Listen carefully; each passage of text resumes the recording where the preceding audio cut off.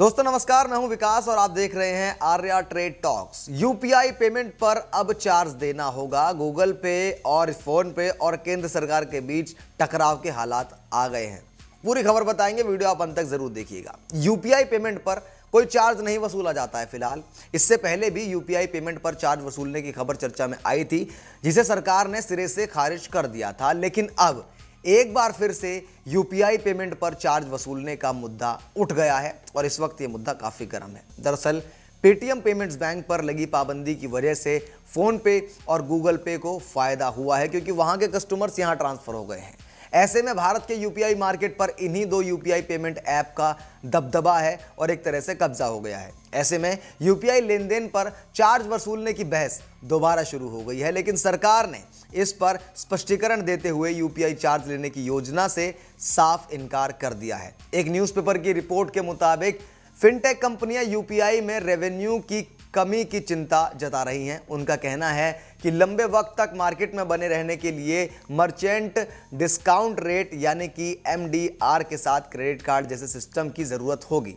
ऐसा दावा किया जा रहा है कि जीरो एमडीआर बिजनेस मॉडल से नुकसान हो रहा है। इसे लेकर सरकार के सामने फिनेटेक कंपनियों ने मुद्दा उठाया है। साथ ही कुछ फिनेटेक कंपनियों ने एनपीसीआई के साथ प्रीपेड पेमेंट डिवाइस से होने वाले यूपीआई पेमेंट पर चार्ज लगाने को लेकर भी चर्चा की है, लेकिन अभी तक इस मामले में कोई निर्णय लिया नहीं गया है।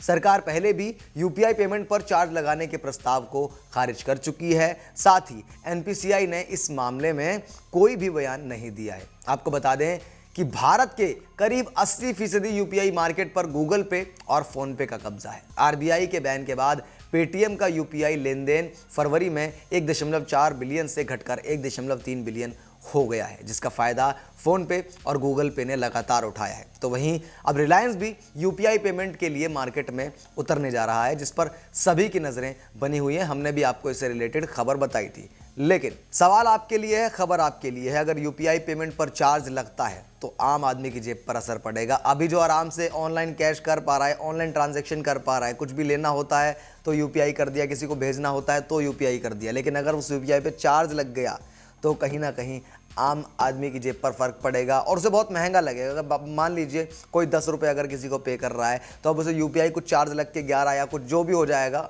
संभावित अगर जो भी हो सकता है, तो उसे वो चीज़ महंगी लगने लगेगी। तो महंगाई पर भी इसका काफ़ी फ़र्क पड़ेगा और कहीं ना कहीं हो सकता है यूपीआई से आदमी गुरेज करना शुरू कर दे। जो ऑनलाइन ट्रांजैक्शन का सिस्टम भारत में शुरू हुआ है, यूपीआई से शुरू हुआ है, कोरोना काल के दौरान से ही शुरू हुआ है, उस पर काफ़ी फ़र्क पड़ने की संभावना है। इसीलिए सरकार भी चाहती है कि यूपीआई ट्रांजैक्शंस फ्री रहें, इस पर कोई पैसा ना लगे। लेकिन अभी जो मोनोपोली कुछ कंपनियों की बन गई है, जैसे कि गूगल पे है, फ़ोन पे है, ये बार बार सरकार से ये दरख्वास्त कर रही हैं कि हमें चार्ज लगाइए, हम घाटे में हैं। लेकिन अब रिलायंस जियो भी आ रहा है अपना नया यूपीआई ऐप लेकर के, देखते हैं वहाँ किस तरह की सुविधाएं लोगों को देखने को मिलती हैं और क्या जियो के यूपीआई सिस्टम से इनकी मोनोपोली गूगल पे की और फ़ोन पे की ख़त्म हो पाएगी या कुछ मार्केट का शेयर बन पाएगा, ताकि एकाधिकार ना हो जाए। किसी भी चीज़ में एकाधिकार अच्छा नहीं होता है। तो आप चार्ज लगने के बाद भी यूपीआई पेमेंट करेंगे या नहीं, कमेंट करके बताइए। वीडियो को लाइक कीजिए और बाजार की तमाम खबरों के लिए सब्सक्राइब कीजिए आर्या ट्रेड टॉक्स को। नमस्कार।